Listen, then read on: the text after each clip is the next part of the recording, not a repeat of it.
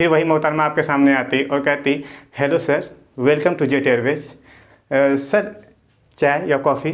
तो फिर अब आपको क्या होगा?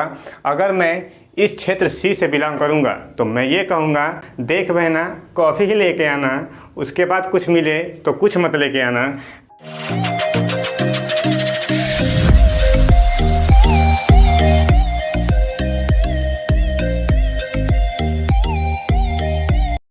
हेलो, कैसे हैं आप सभी लोग? आपका हमारे यूट्यूब चैनल ज्ञान प्रकाश क्लासेज में फिर से स्वागत है। आपको अगर याद हो तो ये हमारी यूट्यूब पे 7वीं क्लास है। हम पिछले 5 क्लासों से परसेंटेज को एक सीक्वेंस में पढ़ते चले आ रहे हैं। अगर आप इस वीडियो को पहली बार देख रहे हैं तो आप बिल्कुल परसेंटेज के पहली क्लास से आप एक सीक्वेंस में पढ़ते हुए आएँ, तभी आपको ये वीडियो में जो भी बताया जाएगा आपको समझ में आएगा। तो हमने लास्ट वीडियो में आपसे एक सवाल पूछा था परसेंटेज का, लेकिन आप में से किसी ने कमेंट में आंसर नहीं दिया गया। लेकिन आपको इस बात पे जोर दे के कहा गया था कि आप कमेंट में इसका आंसर दें, लेकिन कोई बात नहीं, आपसे बदला ज़रूर लिया जाएगा इस बात का। देखिए, सवाल ये है कि किसी चुनाव में 2 प्रत्याशी खड़े थे। उस चुनाव में मतदान सूची में जितने भी लोगों के नाम थे उसमें से 10% लोगों ने अपना मत का प्रयोग नहीं किया। 60 मतों को अवैध घोषित कर दिया गया और जीतने वाले प्रत्याशी ने मतदान सूची के कुल मतों का 47% मत प्राप्त किया है, जो जीतने वाला है, और 308 मतों से चुनाव जीत भी जाता है। तो आपको कुल मतों की संख्या ज्ञात करनी है। जब ऐसे सवाल हो तो सबसे पहले आप जो कुल मतों की संख्या दी गई है उसे 100 माने, ठीक है। तो 100 में से 10% तो वो लोग हैं जो मत का प्रयोग ही नहीं करते हैं, मतलब वोट देने नहीं आते हैं। जो 60 मत हैं वह अवैध हैं। अवैध का मतलब इनवैलिड। क्या होते हैं इनवैलिड वोट, वो हमने आपको पिछले वीडियो में बता दिया है। उसके बाद से फिर कहा है कि कुल मतों का कुल मत कितना है? 100। तो 100 का 47% जीतने वाला कैंडिडेट वोट पाता है। इसका मतलब जीतने वाला यह विनर है, मतलब विजेता है।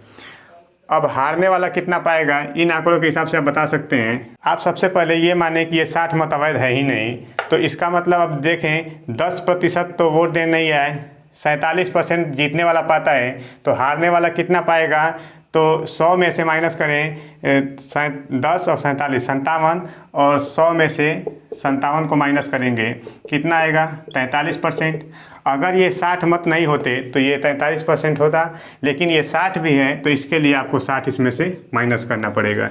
इतने वोट जो है हारने वाला पाएगा, यानी लूजर पाएगा, हारने वाला। अब हमें क्या करना है कि इन दोनों के बीच का डिफरेंस देखना है। क्यों डिफरेंस देखेंगे? क्योंकि हमने कहा था कि हार जीत का फैसला जो है वोटों की अधिकता से होता है।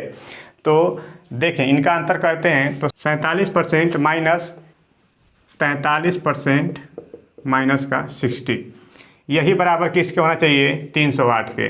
डिफरेंस करते हैं, कितना आएगा? ये 4% प्लस का 60 बराबर 308। इसको पक्षांतर करेंगे तो ये 4% की वैल्यू कितनी आ जाएगी? तो इधर 8 52, और 52 में से 248 माइनस कर दीजिए। फिर कितना आएगा कि अगर हमें पूरे वोट निकालने हैं, पूरे मत निकालने हैं, तो मुझे 100% का मान निकालना होगा। तो इधर मुझे 25 से गुणा करना पड़ेगा, तो इधर भी 25 से गुणा करूँगा तो कितना आएगा? तो 25 से गुणा करना, 4 से भाग देके 100 से गुणा कर दीजिए, तो कितना आएगा? 4 छके 24, 4 दूना के 8, 2 0 और, यानी कितने आंसर होंगे? 6200। बहुत सिंपल है।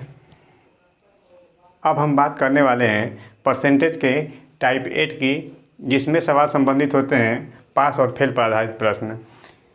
एक सवाल आपके बोर्ड पे लिखा हुआ है, एक विद्यार्थी को एक परीक्षा में उत्तीर्ण होने के लिए 36% अंक की आवश्यकता होती है और वह कितना पा पाता है? केवल 24% अंक ही प्राप्त कर पाता है और 18 अंकों से अनुत्तीर्ण हो जाता है, और 18 अंकों से अनुत्तीर्ण हो जाता है। तो उत्तीर्ण अंक ज्ञात करने हैं आपको। जब कभी ऐसे सवाल हो तो आपको ऐसे सवालों में सबसे पहले एक वो लाइन प्राप्त करनी है जो कि उत्तीर्ण अंक को दिखाती है। तो कहने का मतलब उत्तीर्ण अंक यानी पासिंग मार्क। हमें मानते हैं कि पासिंग मार्क हमारा कितना होगा? पासिंग मार्क, मैं मानता हूं कि पासिंग मार्क वाली लाइन ये है, जो कितने परसेंट के बराबर है? 36% के बराबर। और वह जो विद्यार्थी है कितने प्रतिशत अंक ही प्राप्त करता है? केवल 24% अंक प्राप्त करता है। अगर वह जो है उस परीक्षा में 0% अंक प्राप्त करता है, इसका मतलब ये है कि वो पेपर देने गया ही नहीं होता, मतलब परीक्षा में शामिल ही नहीं हुआ होता। अगर वो जो है 100% अंक प्राप्त कर लेता, इसका मतलब कि वो पूर्णांक ही प्राप्त कर लेता, और ऐसा केवल किस बोर्ड में हो सकता है? बिहार बोर्ड में ही हो सकता है। अब आपको कहा गया कि 36% उसको लाना था पास होने के लिए, वो 24% ही पा पाता है। इसका मतलब 18 अंक और पाता, यानी 24 से ये 18 अंक और अधिक पा पाता तो वो क्या हो जाता? पास हो जाता। लेकिन अभी वो फेल हो जाता है। इसका मतलब इस प्रतिशत के बीच का अंतर कितने का है? 12% का। और अंकों के बीच में, इन्हीं प्रतिशत के बीच में अंतर कितने का है? 18 का। इसका मतलब 12% की वैल्यू कितनी हो जाएगी? 18। आपसे क्या पूछा गया है? उत्तीर्ण अंक। उत्तीर्ण अंक का मतलब यही पासिंग मार्क। तो पासिंग मार्क कितने के बराबर है? 36% के। और 12 का 36% कितना है? 3 गुना। तो इधर भी कर दीजिए 3 गुना। कितना आंसर हो जाएगा? 18 54। यही 54 आपका आंसर है। अगर आपसे ये पूछता कि टोटल अंक यानी पूर्णांक कितने होंगे, तो आपको किसका मान निकालना होता? आपको 100% का मान निकालना होता। देखें आगे वाले सवाल में उसकी बात करेंगे। देखें अब दूसरा प्रश्न बिल्कुल वैसा ही क्या है कि एक छात्र ने 20% अंक प्राप्त किए और 30 अंकों से उत्तीर्ण हो गया। दूसरे छात्र ने 32% अंक प्राप्त किए और उत्तीर्ण होने से 42 अंक ज़्यादा पाया। तो ज्ञात करना है आपको उत्तीर्ण होने के लिए कितने अंक की ज़रूरत थी। तो उत्तीर्ण होने के लिए कितने अंक की ज़रूरत होती है वो तो आप भी बता सकते हैं। पासिंग मार्क, इसमें आपको क्या ज्ञात करना है? पासिंग मार्क यानी कि उत्तीर्ण अंक। इसमें क्या ज्ञात करना है? पूर्णांक, मतलब पूर्णांक कितना रहा होगा, यानी 100% की वैल्यू निकालनी होगी और उत्तीर्ण अंकों का प्रतिशत निकालना है। तो सबसे पहले हमने क्या कहा था कि आपको जो है पासिंग मार्क वाली लाइन दिखानी है, यानी पासिंग मार्क मतलब यानी उत्तीर्ण अंक। तो एक विद्यार्थी 20% अंक प्राप्त करता है, तो 20% अंक प्राप्त किया और 30 अंकों से अनुत्तीर्ण हो गया, मतलब 30 अंक यानी इसके पीछे होगा। फिर दूसरा छात्र जो है 32% अंक प्राप्त करता है, 32% अंक प्राप्त करता है, लेकिन वह जो है उत्तीर्ण अंक से कितने अंक ज़्यादा लेके आता है? 42 अंक ज़्यादा लेके आता है। ये तो एक कैंडिडेट है, ये दूसरा कैंडिडेट है। अब आपको हमने क्या बताया कि आप केवल प्रतिशत का अंतर लें। तो प्रतिशत का अंतर लेंगे तो कितने का आएगा? 32 माइनस 20 कितना आ गया? 12%। अब आपको क्या करना है कि अंकों का भी डिफरेंस लेना है। लेकिन आप देखेंगे यहाँ से, मान लीजिए कि यहाँ से आपको ये दूरी और फिर ये दूरी, यहाँ तक का अंतर लेना है। तो अंतर के लिए सबसे पहले ऐसा देख सकते हैं कि यहाँ से यहाँ तक 30 किलोमीटर और इसके आगे और 42 किलोमीटर, कुल कितना हो गया? तो यहाँ पे आपको जोड़ना पड़ेगा। तो जोड़ेंगे तो कितना आएगा? 72। मतलब यहाँ पे तो डिफरेंस किए तो आपको माइनस करना पड़ा, यहाँ पे ऐड करना पड़ा। क्यों? क्योंकि देखिए आपने साइन कन्वेंशन पढ़ा होगा। मान लीजिए ये कोई एक लाइन है, फिक्स लाइन, इससे जो बाईं तरफ आप साइन दिखाएंगे तो इसको माइनस दिखाएं, और मान लीजिए कि इसके दाईं तरफ आप इसको साइन से दिखाना चाहते हैं तो प्लस में दिखाएं। अगर आपको डिफरेंस का मतलब लेना है तो माइनस ही करना होगा। तो 42 माइनस का 30 कितना हो जाएगा? 42 प्लस 30 कितना? 72। समझ गए? यहाँ भी तो डिफरेंस ही कर रहे हैं, लेकिन साइन के साथ करने पे माइनस प्लस हो जा रहा है, तो इसीलिए यहाँ पे सम हो जा रहा है और यहाँ पे डिफरेंस मतलब माइनस हो जा रहा है। तो अब आपको देखने से लग रहा होगा कि 12% की जो वैल्यू है वो कितनी है? 72, क्योंकि यह 12% की ही वैल्यू तो यहाँ पे 72 आई थी। 30 और 42 डिफरेंस करेंगे, ऐड हो जाएगा। तो अब आपको देखें उत्तीर्ण होने के लिए कितने अंक की ज़रूरत थी, इसको थोड़ा भी रहने देते हैं। हम पहले निकालते हैं पूर्णांक कितने हैं। तो 12% का मान 72 है, तो 100% का मान कितना होगा? तो इसके लिए ये देखें 12% 12 गुणे 6 करेंगे तो कितना आएगा? 72।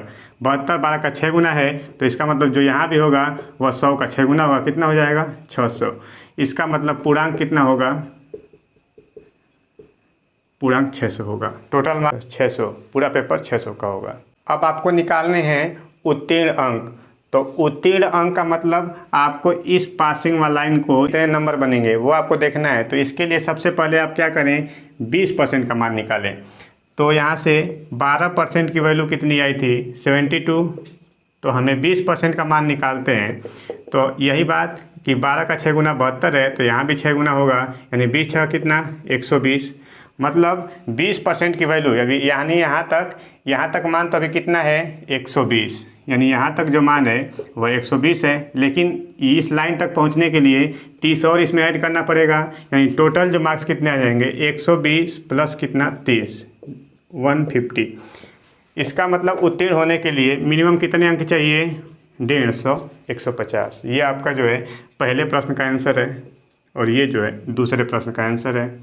इसे आप इस तरीके से भी निकाल सकते हैं कि जैसे आपने 20% का मान निकाला, ठीक वैसे ही आप क्या कर सकते हैं 32% का मान निकाल के 42 माइनस कर सकते हैं, तब जाके आप इस पासिंग लाइन पे आ सकते हैं। 32% निकाला, 42 माइनस कर दिया, तो यहाँ पे आ गए। ऐसे भी निकाल सकते हैं। एक सवाल के माध्यम से आपको सारे कंसेप्ट बता दिए जाएंगे।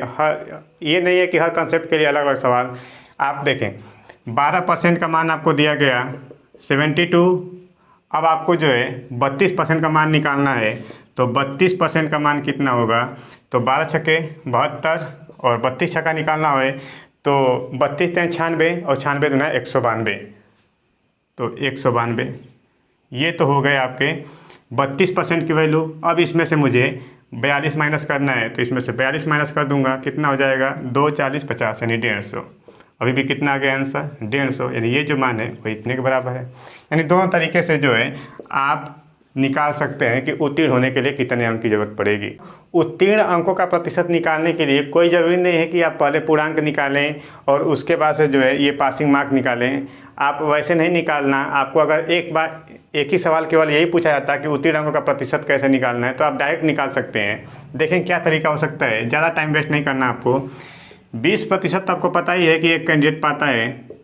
अगर 20%, अगर आप इस 30 को, अगर आप कहीं से 30 को पता कर लीजिए कि परसेंट में इसका मान कितना होगा, तो क्या इस 20 में उसको ऐड कर देंगे तो ये पासिंग मार्क वाला परसेंटेज नहीं पता चल जाएगा? बिल्कुल पता चल जाएगा। वही हमें करना है। तो यहाँ से देखें 12% का मान कितना आ गया था, 12% का मान आ गया था कितना 72। तो अब हमें इस 30 का मान निकालना है, तो 30 का मान कितना होगा, तो वही बात कि आपको इधर ये इसका 6 गुना था, मतलब 72 में 6 से भाग देते तो 12 आता। इसका मतलब इसमें 6 से भाग देंगे तो कितना आएगा 5, यानी 5% का मान होगा। 5% का मान 30 होगा, यानी यहाँ पे हमारा ये कितने का मान होगा 5%, यानी पासिंग मार्क कितना हो जाएगा 20% यहाँ का और 5 का डिफरेंस, यानी कुल कितना हो जाएगा 25%। इसका मतलब जो हमारा पासिंग मार्क होगा वह कितने प्रतिशत होगा 25%। उत्तीर्ण अंकों का प्रतिशत कितना है 25%। यही हमारा आंसर है। इस प्रकार हमने बहुत ही आसानी से इस पास फेल पर आधारित प्रश्नों को सॉल्व कर लिया। इससे कठिन जो है कुछ नहीं पूछा जाएगा आपसे। अब टाइप 9 में एक छोटा सा सवाल है कि एक भिन्न का अंश 20% बढ़ा दिया जाता है और हर को 20% घटा दिया जाता है। तो इस प्रकार एक भिन्न प्राप्त होती है। उस भिन्न का मान 4/5 है। तो प्रारंभिक भिन्न आपसे ज्ञात करनी है। आपको पता है कि एक भिन्न में अंश और हर होता है और अंश में 20% की वृद्धि होती है। तो 20% की वृद्धि का मतलब कितना होगा 5 से 6। ये बात पहले से जानते हैं क्यों हमने 5 से 6 किया।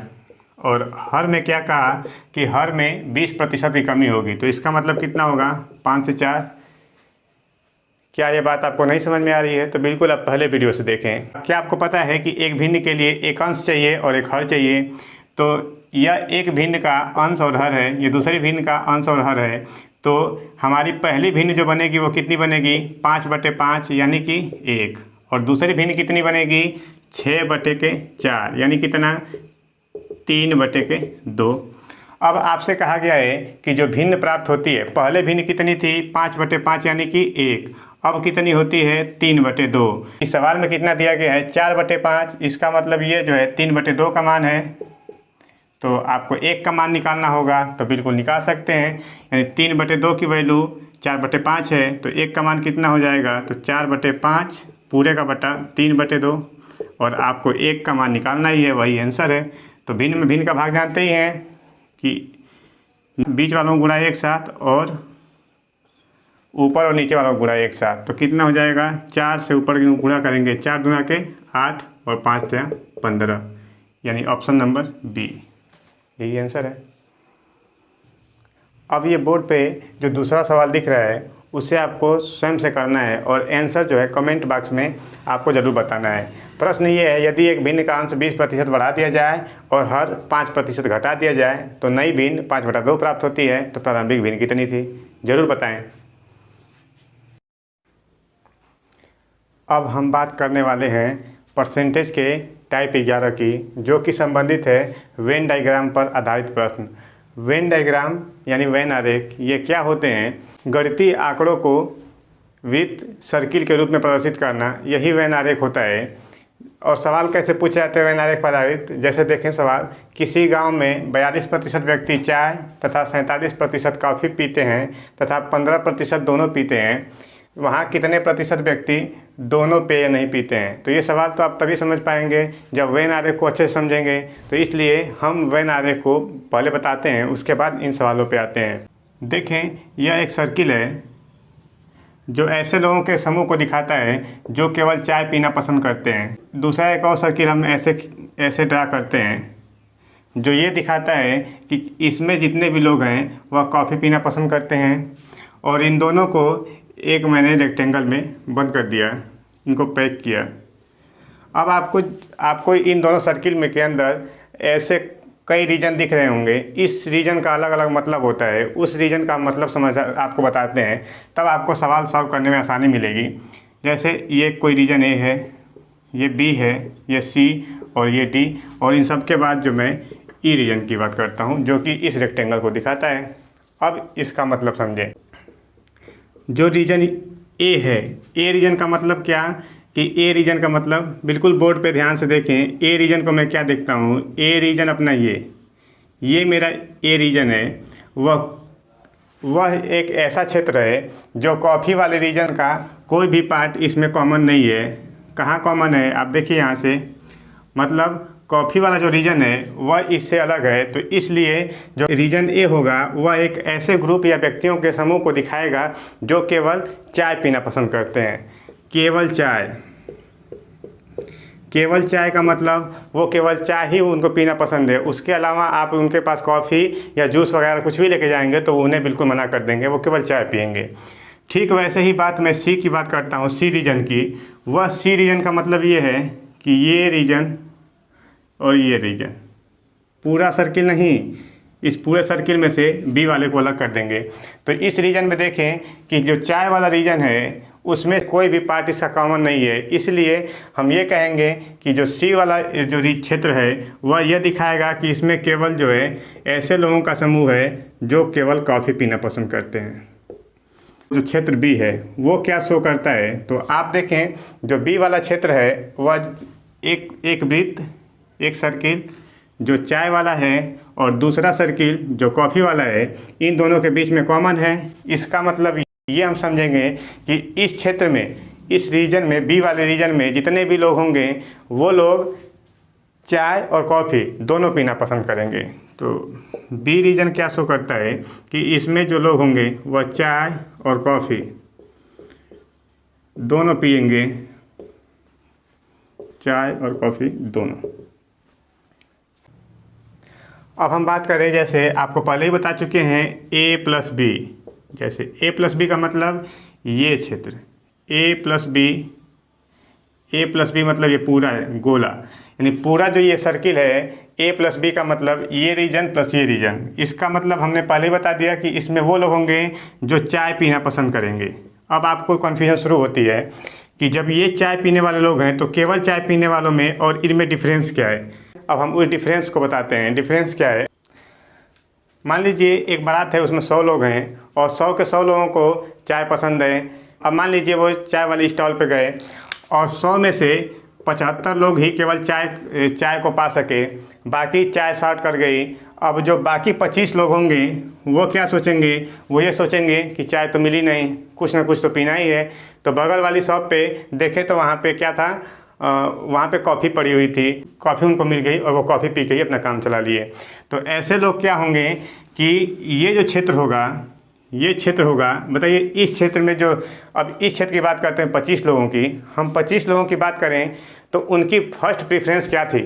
उनकी फर्स्ट प्रेफरेंस तो चाय पीना ही थी, लेकिन जब चाय नहीं मिले तो वो कॉफ़ी से अपना काम चला लिए। इसका मतलब ये वाले जो 75 लोग हैं वो केवल चाय तो ले लिए, वो केवल चाय पसंद करने वाले हैं, और बाकी जो 25 लोग ऐसे हैं जो चाय ना मिलने पे काफ़ी से भी काम चला लेते हैं। ठीक है, तो इसका मतलब मैं कहूँगा कि कितने लोग चाय पीने वाले हैं, तो चाय पीना उनकी पहली पसंद है, तो 75 तो ये 25 ये, तो इसका मतलब जो A+B वाला क्षेत्र होगा वह चाय को पसंद करेगा।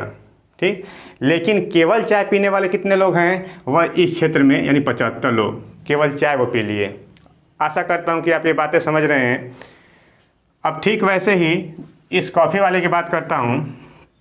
देखें, जो हमारा क्षेत्र B+C होगा वह क्या शो करेगा, फिर वैसे ही समझें कि बारात में 100 लोग गए, 100 लोगों में से मान लीजिए 70 को, अब की बार 70 लोगों को कॉफ़ी मिल गई, बाकी लोग कॉफ़ी के लिए सोचते रह गए, तो बाकी जो 30 लोग होंगे वो क्या सोचेंगे कि कॉफ़ी तो मिली नहीं, भूखे रहने से अच्छा है, उन्होंने क्या किया, चाय पी लिया। तो इस प्रकार 30 लोग ऐसे होंगे जिनकी फर्स्ट प्रेफरेंस क्या रही थी, कॉफ़ी, लेकिन कॉफ़ी नहीं मिला तो उन्होंने क्या पिया, चाय। तो अब मैं कहूँगा कि कॉफ़ी पीने वाले लोग कितने थे, तो वो टोटल उनकी फर्स्ट प्रेफरेंस कितनी थी, तो कॉफ़ी पीने वाले लोगों का ये पूरा रीजन आएगा। तो इसका मतलब ये जो होंगे वो कॉफ़ी पिएंगे, और केवल कॉफ़ी पीने वाले लोग कौन होंगे, ये C वाले लोग। अब आपको रीजन D दिख रहा होगा। D रीजन क्या शो करता है, तो वह क्षेत्र जो है चाय और कॉफ़ी इन दोनों से बाहर है। इसका मतलब ये है कि वह ऐसे लोगों के समूह को दिखाता है जो ना तो चाय पिएंगे ना ही कॉफ़ी। एग्जाम्पल से समझें कि जो उसमें कुछ लोग गए होंगे बारात में, वो ऐसे भी तो लोग होंगे जो ना तो चाय पिएंगे ना तो कॉफ़ी पिएंगे, मतलब वो शुगर फ्री वाले होंगे, तो उन्हें ना तो चाय पसंद होगा ना ही कॉफ़ी। तो उनके लिए घर का मालिक एक अलग व्यवस्था करता है, वह उनके हाथ में एक गिलास पानी देता है, उसमें चाय पत्ती देगा, शुगर फ्री डालेगा, और उसके बाद से उनको गैस पे बैठा देगा। तो उनके जो खाने पीने की व्यवस्था जो है ऐसे की जाएगी। तो ये D वाला क्षेत्र होगा वो ना तो कॉफ़ी न चाय। ध्यान से समझेंगे इन सब बातों को, तभी आपको सवाल लगाना आसान होगा, नहीं तो आप सवाल थोड़ा सा आपको समझने में मुश्किल होगी। अब हम बात करते हैं जो क्षेत्र E है।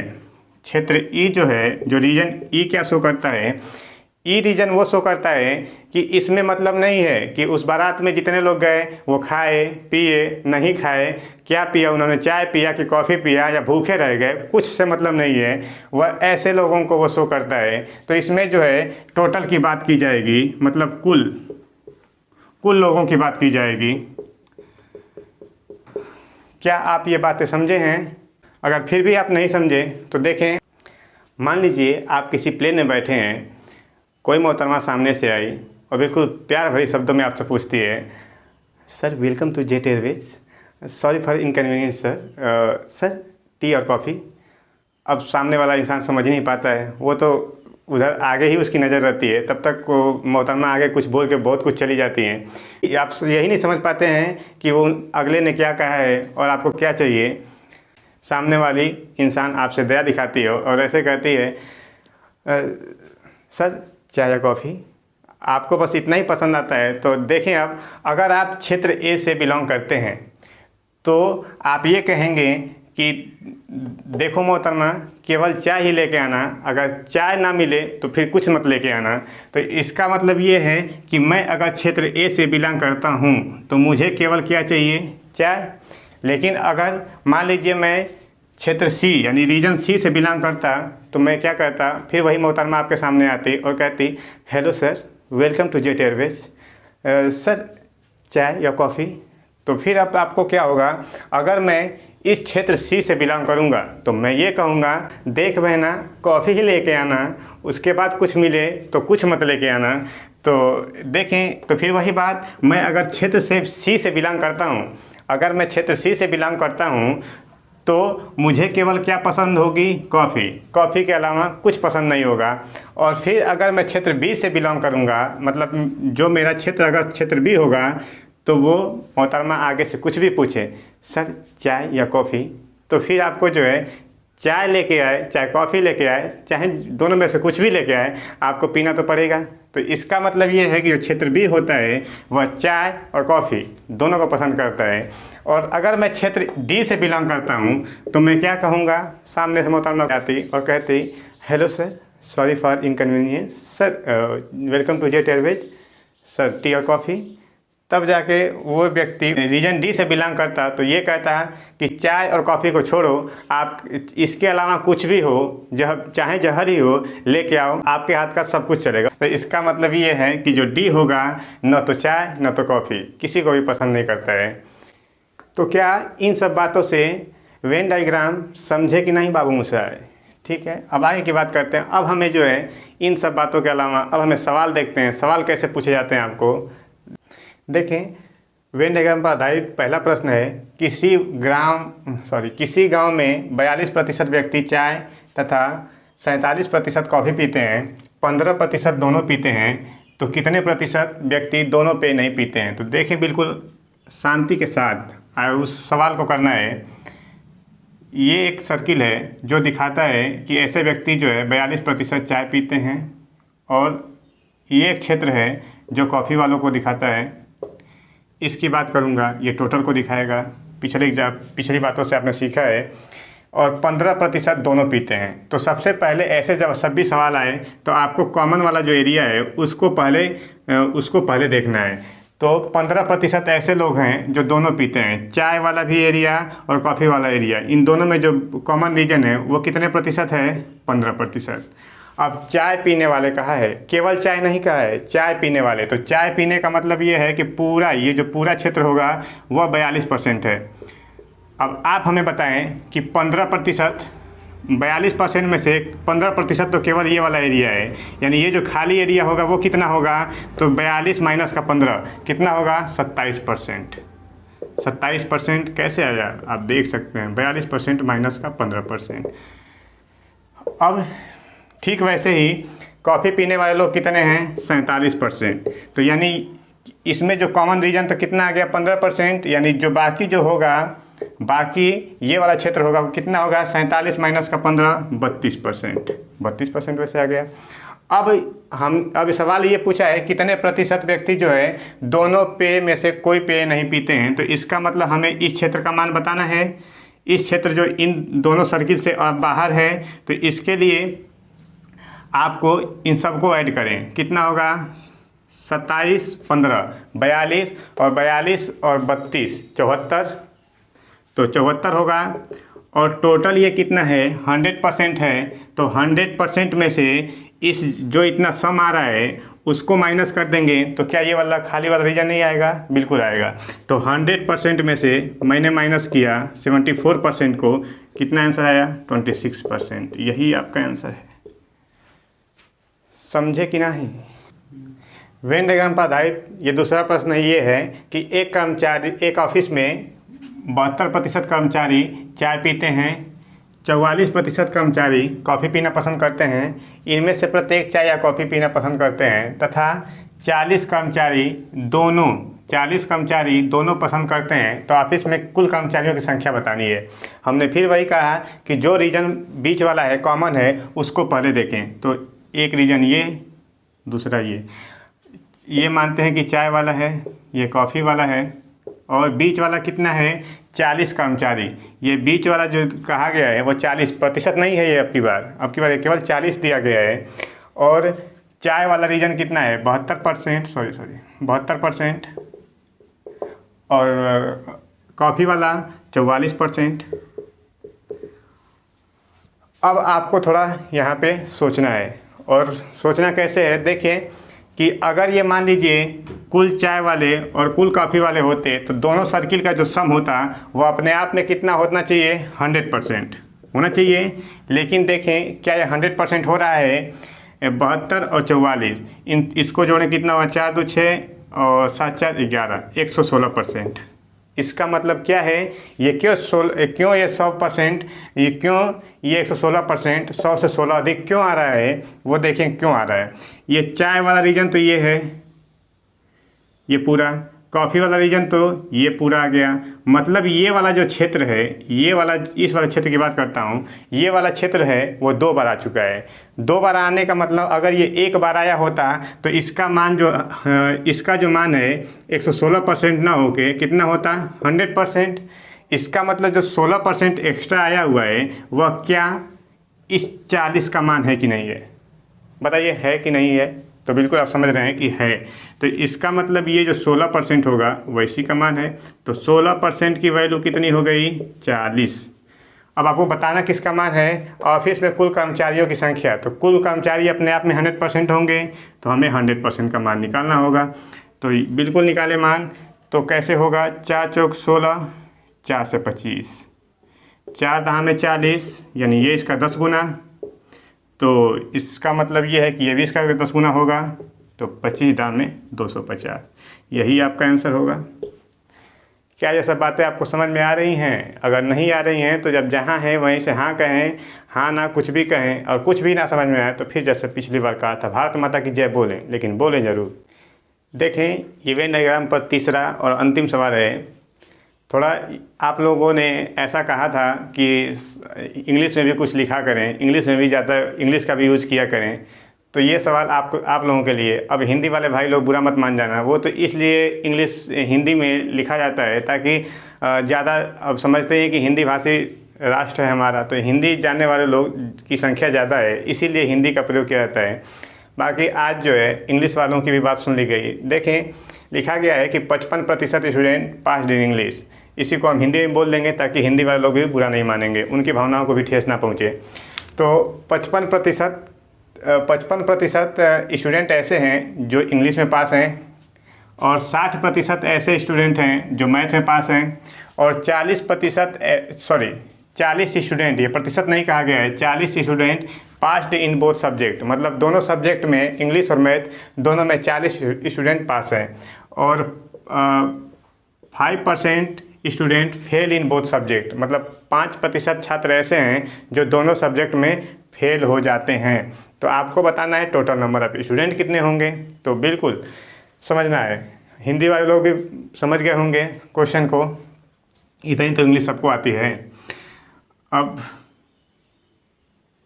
ये एक ऐसा क्षेत्र है जो ये दिखाता है कि इंग्लिश वाले लोग, इंग्लिश में पास वाले लोगों को दिखाता है। तो इसमें कितने लोग हैं, 55%। और कितने लोग मैथ में पास होते हैं, तो मैथ वालों के लिए अलग एक रीजन है। तो मैथ्स में है 60% लोग। हमने कहा कि आपको जो कॉमन रीजन है उसको पहले पकड़ना है। तो 40 स्टूडेंट को पहले यहाँ पे देखें, 40 स्टूडेंट को बीच में हमने लिखा, और 5% लोग फेल होते हैं। तो 5% लोग ये तो पास वाला रीजन दिखा रहा है, ये जो रीजन है वह पास वाले स्टूडेंट को दिखाता है। इसका मतलब जो फेल वाला रीजन होगा वह क्या इस सबसे अलग होगा। तो इन सबसे अलग करने के लिए मैंने क्या किया, इनको इस पास से अलग दिखा दिया। तो ये 5% लोग ऐसे हैं जो फेल हैं। और टोटल में जो बात होगी, टोटल की जो बात होगी वो अपने आप में 100% होगी। अब आपको हमारी नज़र से देखना है। देखें, नज़र ऐसी होनी चाहिए। देखें, टोटल जो है अपने आप में 100% है। 100 में से 5 माइनस किया तो इसका मतलब जो है 100 में से 5 माइनस करेंगे तो कितना आएगा, 95%। इसका मतलब जो 95% होगा, ये 100 पूरा था, 5 माइनस किया 95, और जो 95 आएगा, अब आप मुझे बताइए क्या इन दोनों सर्किल्स के सम के बराबर आएगा कि नहीं आएगा। 100 टोटल था, 5 माइनस किया, 5 फेल वाले, तो कुल छात्रों में से फेल वाले को माइनस करेंगे, जो बचेंगे वो पास वाले ही तो होंगे। और पास वाला डायग्राम क्या दिखाता है, ये दोनों सर्किल ये पास वाले हैं। तो अब देखें, यानी इन दोनों सर्किल का सम कितना चाहिए, 95%। लेकिन आता कितना है, 55 और 60। इसका मतलब कितना हुआ, 115%। 115% आ रहा है, आना कितना चाहिए, 95। और क्यों आ रहा है वो हमने पिछले क्वेश्चन में बताया है। तो अब देखिए ये कितना आएगा, 20%। यानी जो डिफरेंस है, यानी इन दोनों के बीच का डिफरेंस कितना है, 20%। अब वो 20% की इसकी वैल्यू होगी, इस 40 की होगी। यानी 20 जो कॉमन रीजन होगा वो 20% होगा। क्यों ये एक्स्ट्रा आता है, हमने वही बताया कि इसमें इंग्लिश वाले रीजन में ये एक बार आ गया, मैथ वाले रीजन में ये फिर दोबारा आ गया, मतलब ये क्षेत्र 2 बार आ रहा है, इसीलिए ये 20% अधिक आ रहा है। तो 20% अधिक की वैल्यू कितनी होगी, ये मान दिया गया है 40।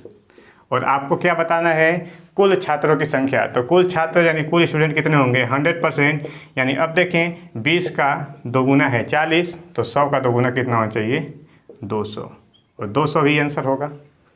इस प्रकार आपको बिल्कुल अच्छे से, बिल्कुल कंसेप्ट के साथ आपको पूरा प्रतिशत जो है एक अच्छा बेस तैयार करके आपको बता दिया गया। और आपको भी जो है बिल्कुल सीक्वेंस से वीडियो देखना है और वीडियो को पूरा देखें। आप लोगों से हमारी ये शिकायत है कि आप जो है, आपको कहा जाता है सब्सक्राइब करने के लिए, लाइक करने के लिए, आप तुरंत सब्सक्राइब और लाइक करके निकल जाते हो, एकदम बिल्कुल पतली गली से ही निकलते हो। लेकिन आपको वीडियो देखना भी है, आप वीडियो देखेंगे ही नहीं तो बिल्कुल आपको समझ कैसे आएगा। इसलिए आप वीडियो को बिल्कुल सीक्वेंस से देखें, तब आपको हर बातें समझ में आएंगी। अगर आपको हमारे द्वारा बताई हुई हर बात समझ आ रही है तो वीडियो को लाइक करें, नए हैं तो चैनल को सब्सक्राइब करें, ताकि नेक्स्ट वीडियो जब भी अपलोड हो आपको सबसे पहले नोटिफिकेशन प्राप्त हो जाए। धन्यवाद।